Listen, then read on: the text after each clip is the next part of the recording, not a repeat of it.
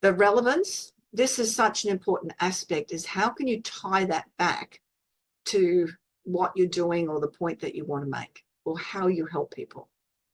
And the last part is your voice.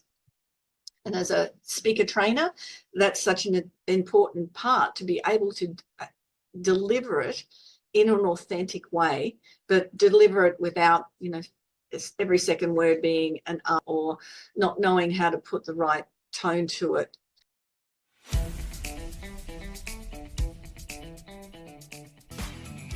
This is the Business Owners Smashing It Online podcast for entrepreneurs and business owners looking for cool online tools, apps and strategies to make business easy online. My name is Nick Cree and I'm your host. Each episode features a guest expert demystifying the online universe, sharing inspirational ideas and providing tested real-world strategies to help you get the most of what's available online to grow your business today.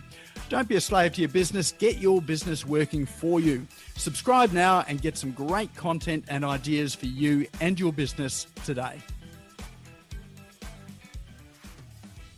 All right, well, that brings me to the favorite part of my evening, and that is to introduce our guest speaker. And tonight it is Janeen Vosper. So she's tonight going to be talking about the story script. So a story to attract, influence, and convert.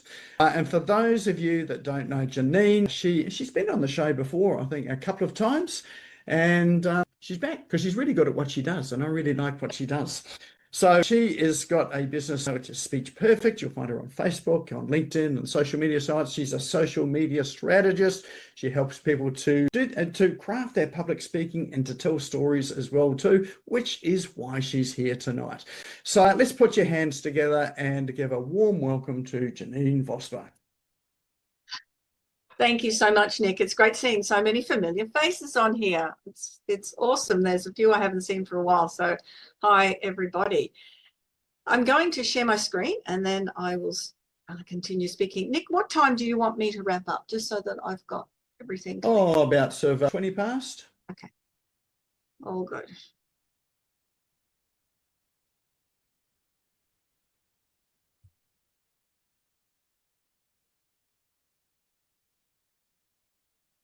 And I'm going, apologies, didn't mean to happen.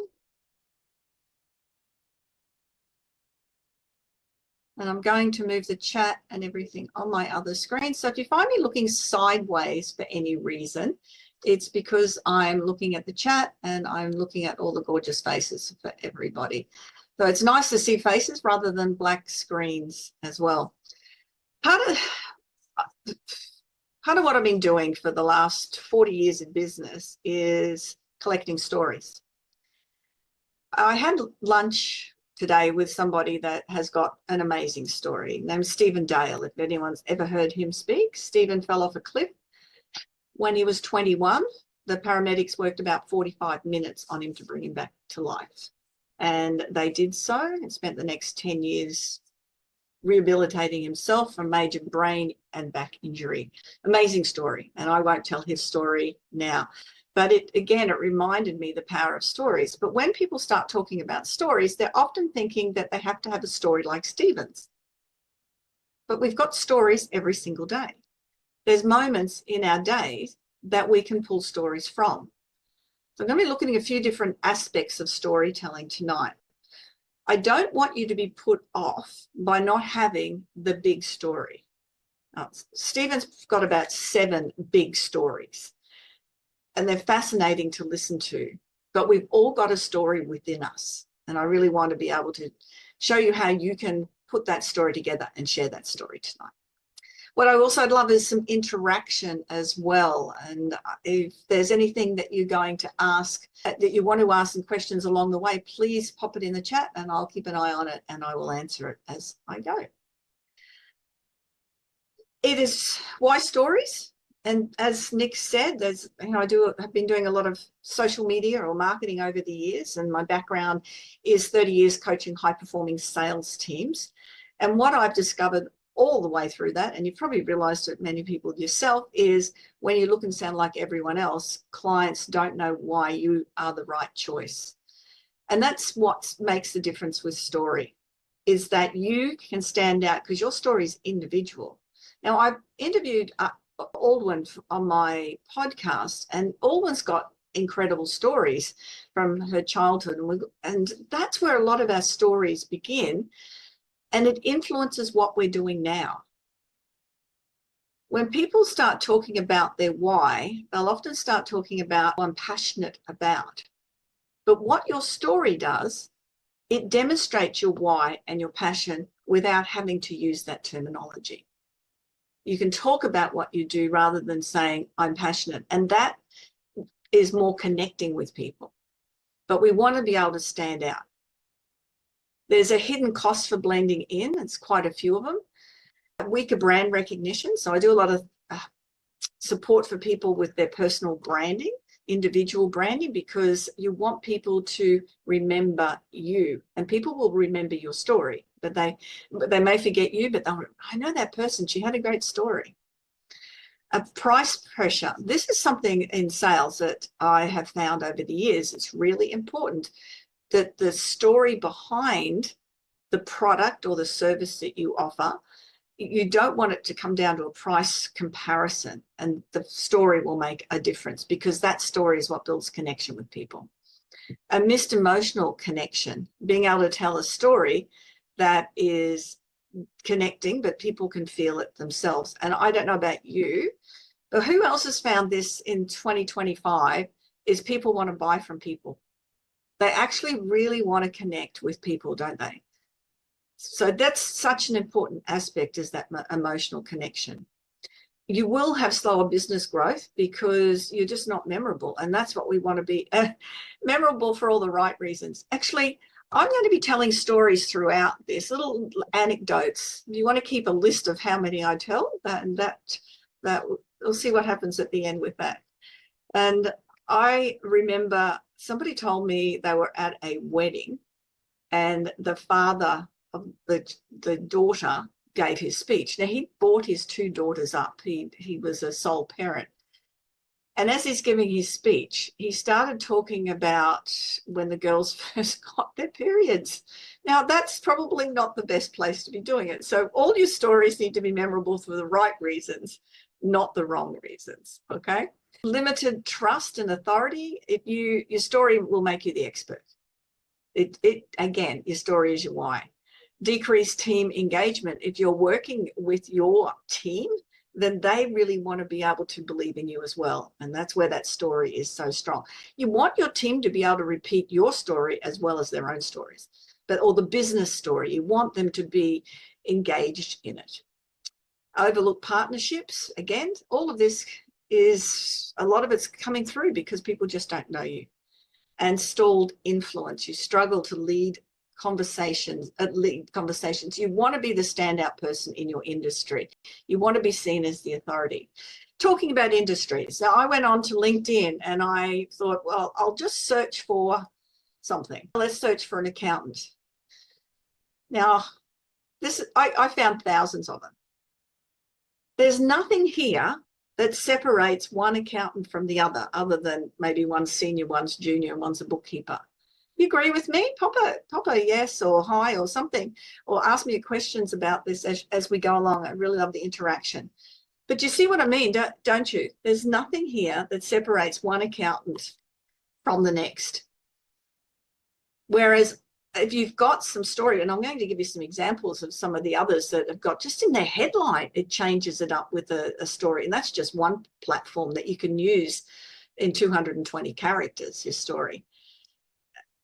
A lot of the professionals that I see, particularly, and I'm going to refer to LinkedIn here at the moment because that tends to be where people have more of an opportunity to put their about section, and they'll often put their qualifications and credentials. And a lot of the time it doesn't matter. People don't necessarily need to know why you're the expert other than the evidence that you give them. And by saying that you've got a degree next to your name, it doesn't often matter. People really want to connect with your authority and you being the authority in it. So words create connection, and connection builds trust, and trust leads to sales. This is why it's so important that we get our stories put together in the right way. Why your words matter more than you think. People make emotional decisions and justify logic. Who's found that before? Thank you, Paniona. Yeah, the people will do this all the time. I don't know about you, but when I'm shopping for anything, if I decide that we bought a new caravan, and I think one of the most important things, it had to have some orange in it. I mean, how's that? It was orange. It's, you know, an $80-something thousand, but that was a priority. It had to be orange. So that was sort of no logic in that at all, but it was emotionally connected with the color orange, as you can see here. It's actually a very good caravan as well. The right words spark connection and differentiate you instantly. We want to be able to stand out. Your story humanizes your brand and shows people why you do what you do. That is the important factor that I really want you to take away tonight more than anything, is this shows your why. It demonstrates your why and your passion. So you never have to use those words again. And you become more relatable, trustworthy, and memorable. But thinking about all these reasons why it's so important to get the story right. I'll talk about later where you can use your story and how you can get that message out to the world. When everyone says the same thing, your story becomes a separator. The same message I'll keep repeating all the way through this is the story makes the difference. Okay, I flicked through that quickly. I don't want to flick through. Now, here's some photos of me doing some different things.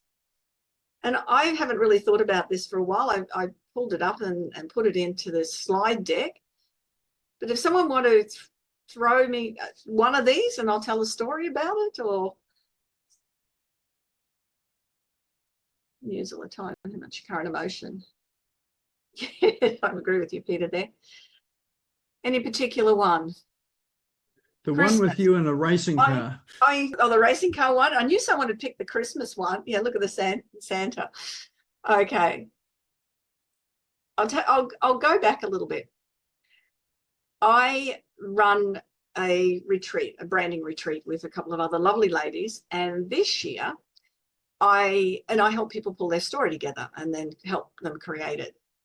This year, I realized I had never really fully investigated my story, and I took some quiet time to think about, and I actually went through the process that I go through with, who else does that? You sometimes don't go through the same process as yourself, but I did this particular time.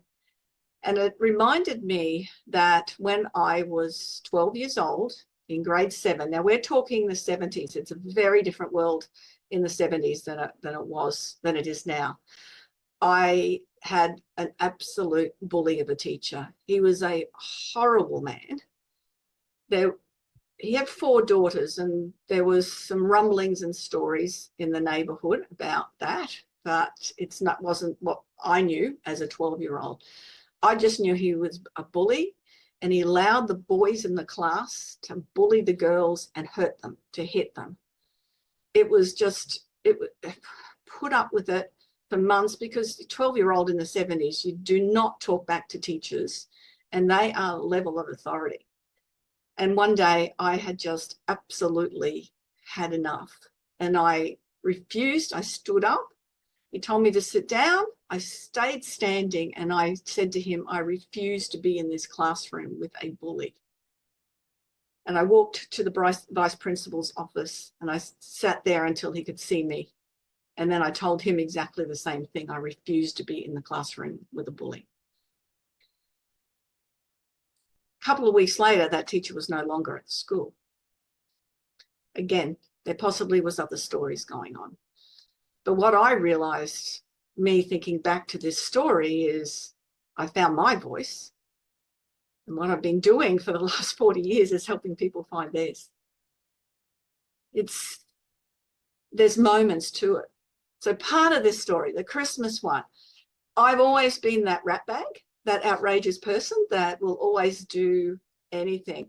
And Santa kept saying, I want someone to sit on my lap. And nobody would. So, of course, I was the one that jumped to it. It's the same with the racing car one. I was given the opportunity to go around Lakeside this is one of the, I don't even know what sort of cars they are. You know, the ones that race at Bathurst, those ones. What do they call them, those cars? The V8s? Was it the V8s? That's the V8s, I think. Yeah. And we're doing, 250, 300. I have no idea. It was really, really fast. But again, it's something I've always done, is just go, okay, I'm confident enough to say, put my hand up and say yes. I'll have a go at anything. And I think that's the continuation of that spirit of that 12-year-old is, if I want to do something, I'll go do it and make sure I'm seen. And the other one you said about the boat, that's down off Wilson's Prom, the southernmost part of Australia's mainland. And again, all the people traveling with didn't want to go on the boat. So I just said, I'm going. And I've got some amazing videos of seals nearly jumping on board the boat. It was quite incredible. The interesting part, I would like to think, is that it's part of who I am. When I helped at the Commonwealth Games, they gave me a megaphone, and I sat up on one of the lifesavers stands and welcoming people into the swimming area at the Gold Coast for the Commonwealth Games. It was putting your hand up, it's taking adventures, it's saying yes to things. And that's part of who I am and what I do and help people. So there's lots of stories that within your life. But the reason I want to put this up here particularly is for you to start thinking about the stories in your life. It can be the travel, it can be the family, it can be the awards, and it's written a couple of books. It's, what's the important moments or the interesting moments, and what's the relevance of telling those stories? And we'll go into that as well. So we want to learn to shape a story that actually builds connection. And we'll go through that now. How can we do that? Because that's what we want to be. You want to be the one that stands out amongst the crowd because of that energy in the story. So this is the story formula. You'll see this, go through this a few times. And happy for you to take a photo of the screen. So the first part is the story. And that's what I just gave some examples of what you can find. They don't have to be, like I mentioned, Stephen's stories of real trauma. They can just be points within your life. They can be an anecdote for, you're driving to a meeting and you're getting the green lights all the way. So the anecdote can be, how isn't it great in business? You're on the right track when you get the green lights all the way. There's stories in every single moment that you can find. It's just looking for them. When I first started thinking about stories, I actually had a spreadsheet. And when I was training either on speaking or on sales or branding, I would pop the highlight of that story in as a note under speaking, and then I would deliver it. Now I haven't done that for quite a long time, but it's a great way to start. So you really want to speak from experience. But I partly told someone else's story as well, which you can do if it's relevant to what you're doing. The second part of the storytelling is a transformation. What makes a difference? Me, for that 12-year-old, finally having enough, the line in the sand, and saying that's it. That's my turning point. And, that was only a 12-year-old. There's been many, many turning points throughout my life where the same sort of thing has popped up. I remember, finding that confidence to speak up at a funeral when you're traumatized. There's moments all the time. So those turning points, those transformations. So I really want you starting to think about things that might be relevant for you. What's the objective of you telling that story? What desired result do you want? That's such an important factor as well. Why bother telling it if you haven't got an objective to telling? The relevance, this is such an important aspect, is how can you tie that back to what you're doing or the point that you want to make or how you help people. And the last part is your voice. And as a speaker trainer, that's such an important part, to be able to deliver it in an authentic way, but deliver it without, every second word being an or not knowing how to put the right tone to it.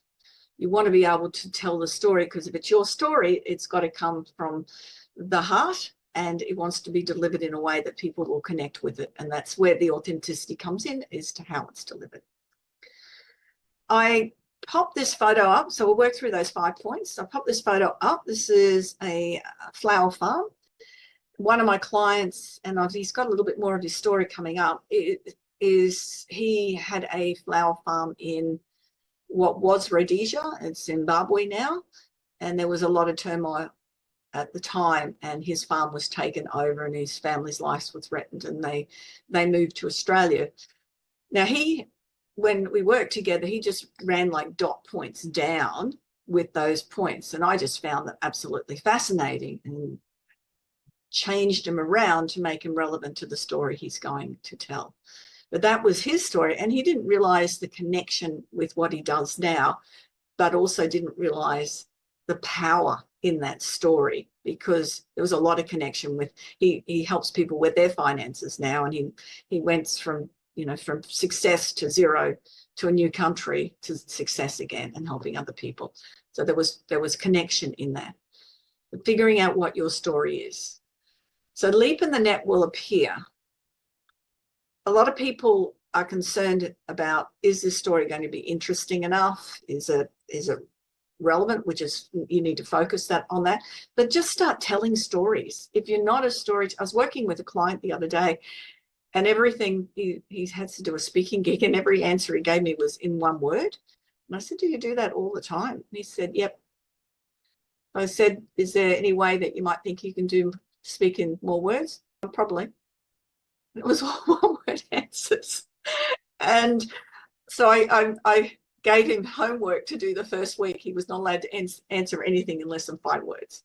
And then, because he had to start telling stories. And that was a very big deal for him.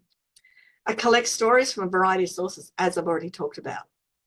Just start listing things, and education, connections you had as a child, things that you had as an adult.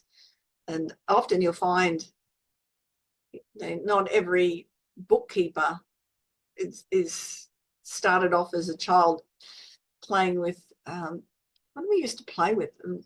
Rods. There's a few people on here old enough to know that what the school rods were that we used to play with. That doesn't mean they're going to pick up sticks.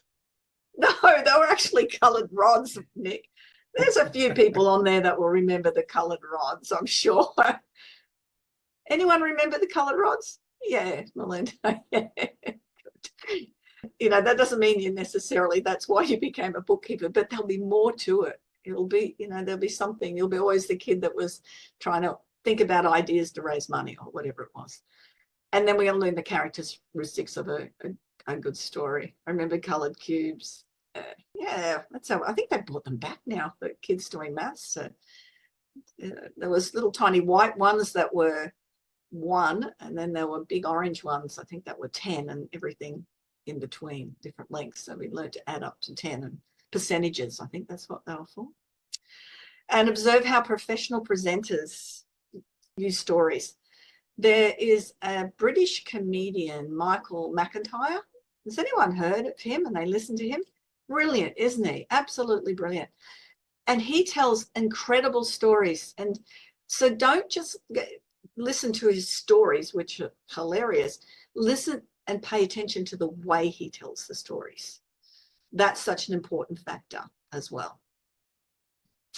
All right, there is a formula which we're not going to look at, but it is a formula that's used in just about every rom-com you've ever watched, every novel you've ever read, and it's the hero's journey.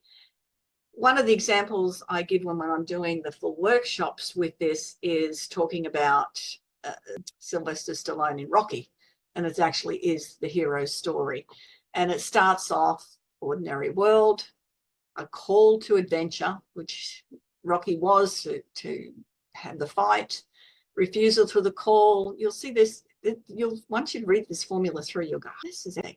Refusal for the call, I'm not good enough. Getting a mentor, I think what's his mentor's name? Mickey.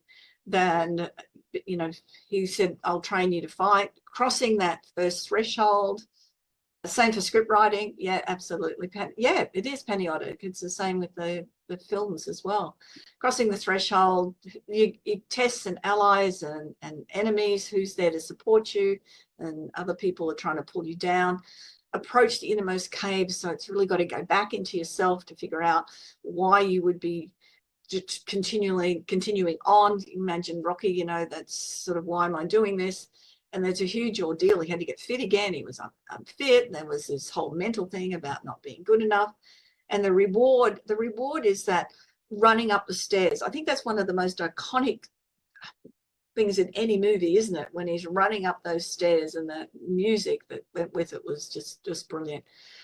And that's his road back to, you know, he's with his girlfriend, and this whole resurrection, and then return to the elixir. So you'll find that this hero's journey, and as Patty Otter said, she's produces movies, yes, that hero's journey is something that's used all the time. Start paying attention to it. This is part of the thing with stories too. Start paying attention to how that looks in the things that you're watching. It's, I don't want to do it. There's somebody comes along and helps, but I don't know, I get really frustrated when there's something at the end. Can't they just have a happy ending right near the end? And then something goes wrong, and then something goes right again, and it ends up good. All right. What we're going to be looking at here is a transformation. So that's your T, is transformation. And this is the framework that I work with my clients all the time. It's much simpler. It's the moment. So start with a snapshot in time. And what moment helped define who I am today. So thinking about my 12-year-old story, that was that moment in time. And as I said, there's other stories that I have, depending on what I'm working with at the time, that are other moments in time. That point. Second part is the realization. What did that moment teach you? So what lesson did I learn that now guides me? And the third point is how you got from there to here. So what shaped my current approach of philosophy? So from my 12-year-old story, you know, what I've realized from that moment, and then as life progressed in all the moments where I've seen injustices, or I've seen that people don't have a voice, or I've seen that there's something that I need to speak up on, that's when I've chosen to do it. And I realized that that's in me. Sometimes that sort of method can upset people, but it's also something that's very powerful in me. And I've had people say, you know, because I do put a little bit of my personal opinions up on social media, I've had people say to me that they would choose to work with me. They don't always agree with me, but they choose to work with me because that's what they believe authenticity is all about. That's part of what your storytelling does too. It makes you authentic. The stand, and that's it, what you believe in and what you stand for. And the last part is the mission. Why do you do what you do now? What's the legacy that so I've written all this in your first person, what I'm building, or the difference I want to make. But that's the 5 points that I work with. You can see that's much simpler than the full hero's story. Who likes that? Does that give you a little bit of, pop a message in the thing, because I can't see everyone on the screen because I can only see a few people at a time. Yeah, Linda, look good. Can you think of a story or a line in the sand moment, or that snapshot, like the simplicity framework? I'm going to use it. Thanks, Nick. Can anyone think of a moment for themselves personally that they want to share, just in a one sentence or half a sentence or a dot point in the chat? Is there a moment that you hadn't really thought of before and realized that, yeah, actually that was the moment? You know, and I've had people that have said, For them, the moment was ambush in Afghanistan. That would be a moment. Tim? Certainly would be a moment. There'd be huge stories around that, I can imagine. And many stories, Linda. Yeah. And when you really start thinking about it, there's quite incredible the amount of stories that you will come up with. And as you see, as we work through that, there's this relevance to it as well, which is so important. Yeah, lots of stories. I know you do. My taxi story with a murderer. See, that grabs me already. Mike, and also the ambush in Afghanistan. See, you don't even need to say a few words like you've done, and then we're intrigued. Then how do you build on it, and how do you make it relevant, and what's the purpose of doing it as well? So let's have a look at the objective, and that's the important part. What is the objective of you telling a particular story? Reputation, yeah. All right, objectives of telling a story. Sheep I befriended getting slaughtered in front of me when I was 6. That would be quite traumatic. And that's a lot to do with what you're doing with the animal rescues, I would imagine. That would be really put a moment for you where you're going, that's not going to happen on my watch again. Objectives of telling a story. We want to capture attention. And we want to be able to, so what you're doing, whether you're writing it or you're speaking it, you want to draw people in. Create connection, as we've said a few times, this is such an important factor. Help, and it really does help the audience build trust when they get to know you. Clarify complex issues. This is something that I find with a good storyteller, but they've got complex information that they want to present. Somebody presented something to me. I'm just trying to think who it was and how simple it was. And it's gone from me now. But it was the simplest way to describe something that was really complex. But it was done through story, and it was done through analogy. Inspire action. So it does motivate people to take the next step because they've built that connection with you. They've got an emotional buy-in usually, and they then trust you. It makes the messages more memorable. I remember years ago, I used to work as the general manager of sales for Australia's largest privately owned first aid supply company. I actually secured every single mine in the Bowen Basin as part of our customer base, but I had about 20 sales reps working for me as well, and used to run first aid. I didn't run first aid courses. We had a nurse paramedic that did our first aid courses. She was amazing. And she would tell stories all the time. And people loved doing her first aid courses because it was the stories that made the difference, and rather than trying to remember the first aid information. And I remember Wendy said to me in one of her stories, she explained something about somebody having a car accident and getting out of the car when they shouldn't have. But the point that I took away from that was, if it's not normal, it's not normal. And I really want everyone to take that away about first aid or health now, okay? If it's not normal, it's not normal. And I remember years later, I was on the phone to my grandmother. She was still living at home at 96, amazing lady, just so full of, there was nothing mentally wrong with her at all. I could have great conversations. And a conversation started to go all over the place. It was slurred. She was forgetting words. It wasn't normal. So I said, Nan, I'm going to hang up now, and I'm going to get my uncle next door. I'm going to get Uncle Ray to come over, and because I think there's something wrong. And anyway, I hung up, got Uncle Ray. Nan had walked halfway next door, but she was having a small minor stroke. It wasn't normal. I didn't remember what to do with a stroke. I didn't remember what the things to look for, but what I remembered was from that story, if it's not normal, it's not normal. So that's what your story is. What is that you want to know that makes you memorable? Yes, Peter, you do have to know where to start and stay on point. That's an important part of the story. And that's part of what the objective is. What's the objective of telling that story? So for me, telling that story is I wanted you to realize that facts fade, but stories stick in people's minds. What's the objective? It builds credibility. It influences emotions. So it shifts people how they feel about you personally, and depending on what you're doing and your products as well. And again, I used to sell defibrillators. So I would tell stories about defibrillators. They weren't my personal stories, but they were stories that we had a selection of, and they were usually, there'd been someone in the media that had had a heart attack on a golf course and was saved with the golf course's defibrillator or something. So that sometimes they're not your own stories, but they get the message across.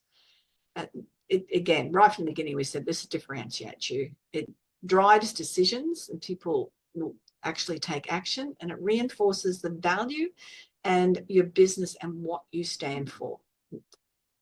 So all of those are such an important part of those objectives of telling a story. So thinking about what your objectives are. Yeah, that quote, thank you, Linda, for sharing that quote. That's African Maya quote, remembering people don't remember what you say, but they remember how you make them feel. And that's exactly right. And that's what we do with stories. Maya Angelus, yes, thank you.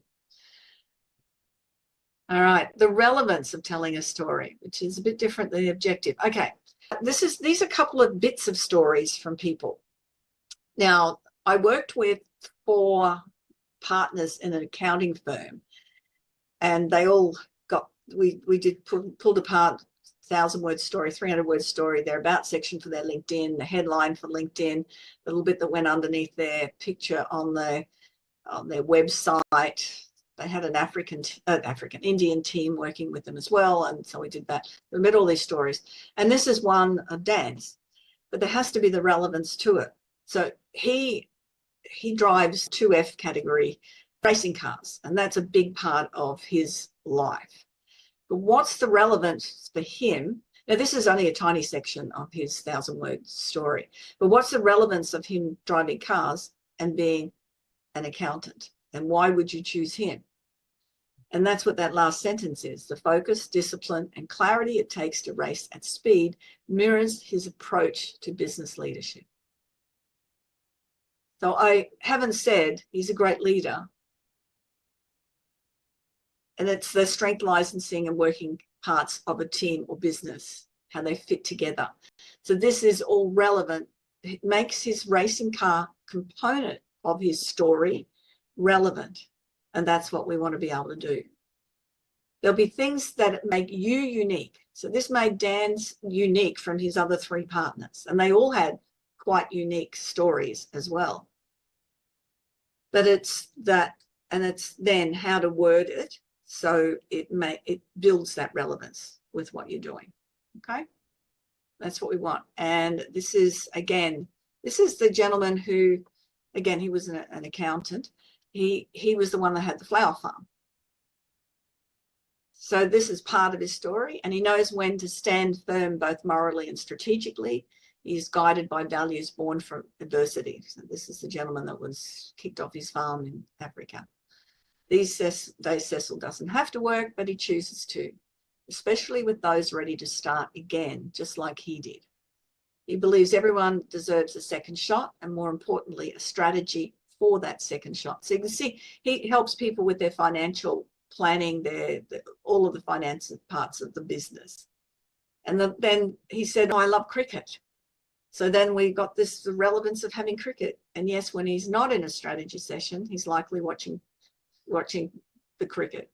The long game, after all, is where he's always excelled. Can you see this, how this works? Who loves this? By the way, am I speaking to myself? Who absolutely loves the way this has been put together with the relevance? This is an important part, and it is simple. Thanks, Penny Otter. But it's making sure that what you're saying in your story is relevant. I haven't heard from some people. Are you there still? Are you haven't fallen asleep? What is it about these two stories and the relevance that stands out for everybody? Just pop something in the chat if you can find it. Look through.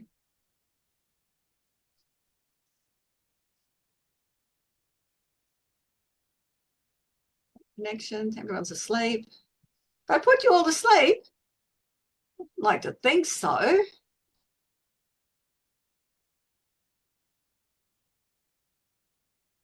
Thanks, Mike. Not just the story, but the relevance. And look, thank you. I'm enjoying it. Thanks. Obviously, I haven't put everyone to sleep. This is such an important factor. So that's the R in the story, is the relevance of you telling the story. And your voice is the why.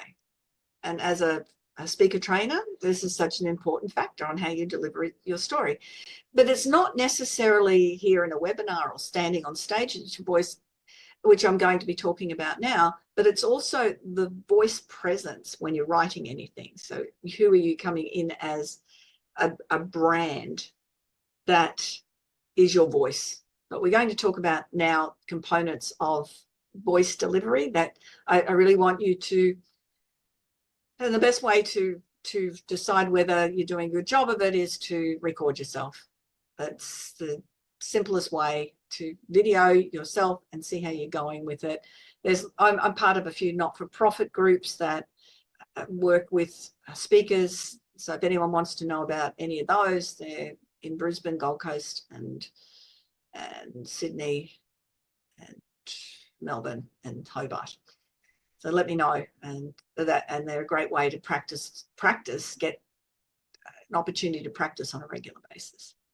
So part of what you want to be thinking about when you are delivering anything, you're standing on stage, when you're using your voice to tell your story, is your pace.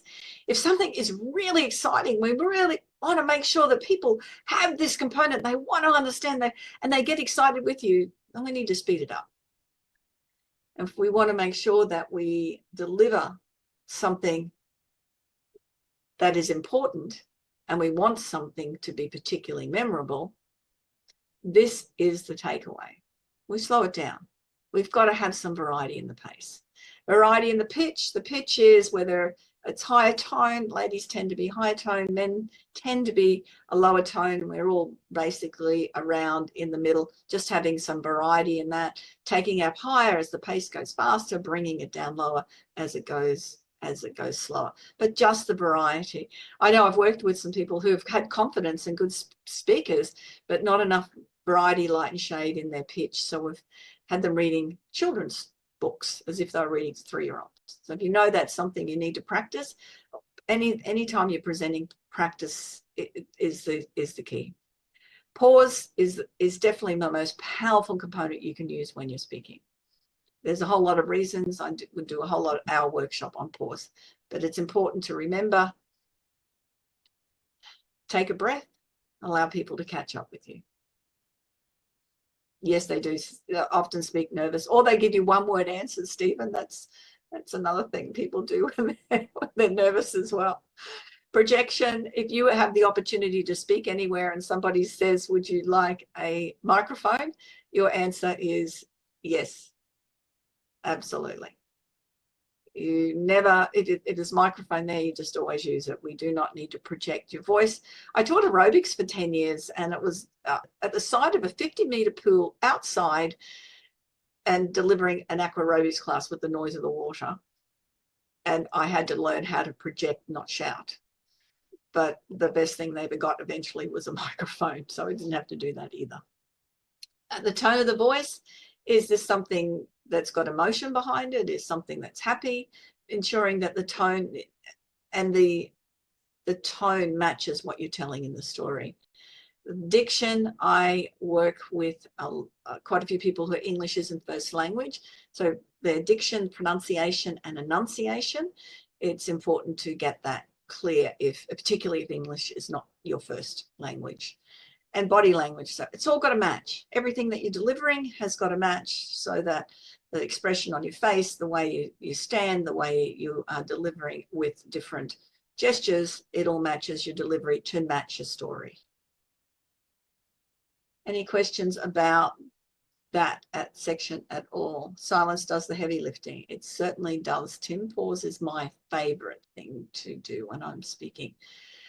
Real stories lead to real connections, and clients choose people, not just services. And as I said right at the beginning, and a few people here agreed with me, in 2025, the more we get to know about people, the more we want to deal with individuals, rather than, if we want to buy some junk, we'll jump online and we'll go to Temu and we'll buy the junk. But when we're investing in ourselves, we will find the people that we connect with to invest in.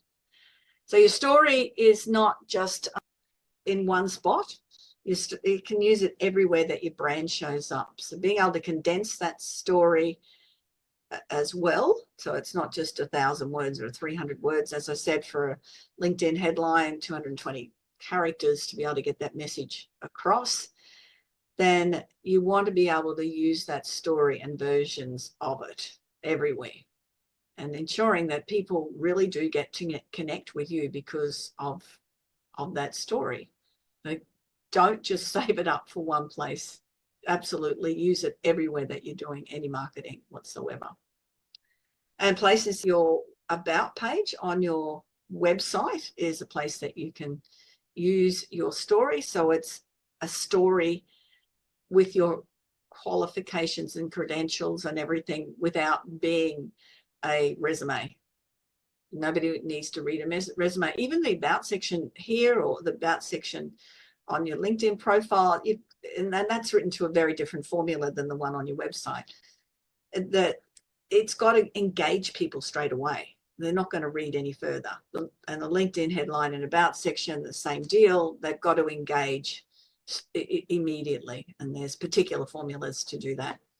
Social media, discovery calls, speaking opportunities, and proposals and presentations. If you're doing a speaking opportunity, then if you've got a 45-minute presentation somewhere, depending on if your presentation is mostly your story, then you can weave it in all the way through.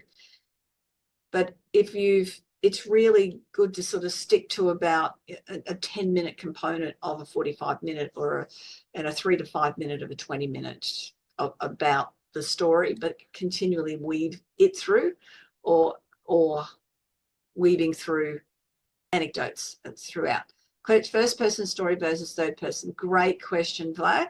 If you are using it on your web page, it's third person. If you're using it on your LinkedIn, it's first person. So there's, again, that formula on LinkedIn, what's the problem, and then how I help it as the first person. But the website it can be both ways. I think it looks more professional if it's third person. Does that answer? Anyone got any opinions on first and third person? Who was the LinkedIn expert that was on here? It's me. Who's that? Jeff. Jeff, yeah. So you would have the about section in a first person? Oh, 100%. Yeah. It's how people are going to deal with you directly. And yes, and any proposals and presentations, part of that is that story as well. When I send through speaking, I'm trying to think, speaking proposals, I'll use that word, it's written down there, I will include part of directing what they want, but also my story part of it as well. So it just, again, gets them to know me and how I might help them. Picking the story that's relevant to who they are and what outcomes they want. That's the important factor, or how I would tell it in a way that is what their outcomes and what is relevant to them. Okay. So again, going through those, I love acronyms. When I teach sales, I've got a sales one. When I teach speaking, I've got one that says speak. So 5-letter word acronyms. It helps me remember, but it also helps everyone else remember them as well. So your story, how you had transformation, what's the objective of you telling that story? And the most important part I keep coming back to is the relevance of you telling that story, and then using your voice. So any questions about anything there before any comments? A few people that have chimed in with different things. Any other comments on anything that we've got? Okay. Right, I am running 2 more half-day online workshops in the rest of the year, 22nd of September and 15th of December. I only have 3 people in every workshop, and I've got 1 person booked into each of those at the moment. The half-day, I go through a lot of what we've done here, but I help you write it. I help you get all of the words done, and then you send it through to me what you've done, and then I edit everything again. You get your signature story, which is 1,000 words. You get a 300-word summary, which you can use for those speaker bios. 60-second pitch, which is really awesome as well. And image caption text. So again, with those accountants, what makes the 4 accountants different, even on their website now, they've just got, you know, a 30-word type of thing that's underneath their images. What's your core message, which is really interesting as well. Because my background is sales and speaking, this is where this part of it comes into, is what's the purpose of the story and how we're going to put it together. But it's nice to have a story, but we also want to be able to make some sales because of it. And what I'm going to also offer is the LinkedIn headline and the LinkedIn about section as well. So it's really crafted that it's you, and there is a particular formula for that LinkedIn section also. So if anyone is interested in that, I think, yeah, I thank you very much for putting that link in the chat as well. They will go quick because there's only 3 people on the workshops. They are extremely affordable because for those that know me, I'm doing a lot of things now like holidaying and traveling and lifestyle choices. So when I run these, I'm doing them because I absolutely love doing them. And I love seeing often the tears when people see something that they didn't realize just incredibly how powerful it was for themselves, but just how it changes how people present themselves because of that story. So let me know. Thanks, Ray. So that's me. Any questions before I'll stop sharing? Any questions before I hand back to Nick at all? Who's going to start putting the story together, and who's interested in me helping them do it is another thing as well, because it's one thing, it's like anything we do. If we go to do it ourselves, then we tend not to do it. But when it's done for you, so this is a done for you. Teach you how to do it, you write it out, and I edit it. So it's done for you. And you've got all of those components within a few days. Thanks, Nick.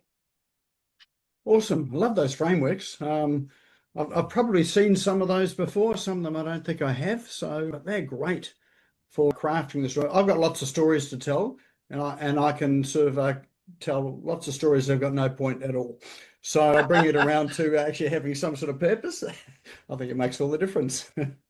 I love Tim's comment here. He reckons he could see me, no sincerity, but he could see me standing up to the teacher. Thanks. Thanks, Tim. Yeah.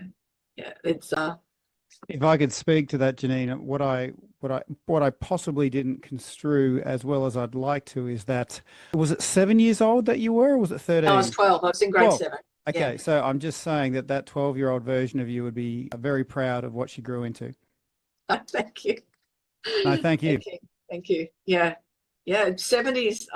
There's a few of us that are I think on here that were in school maybe in their 70s, and it was a very different time. Yeah. Indeed it was, yes. Yes, I think I might have been the most caned boy in the school in the 70s, so hard to believe, I know, but yes, it was a very different time. I think that the only reasons I missed out is because I was a girl. Yeah. All right. Any other comments, questions? This is your chance before we move on to our door prize. So don't disappear yet, because we do have a door prize tonight that Janeen is offering. So any last comments? 3, 2, 1, gone, too late, had your chance, all done. Tell us about the door prize, Janeen. The door prize is half an hour. We can work together, and it can be on any topic that you want. So it can be speaking or sales or storytelling or whatever it might be.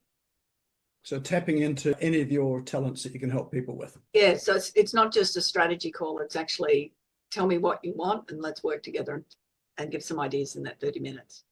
So it's valued at $197.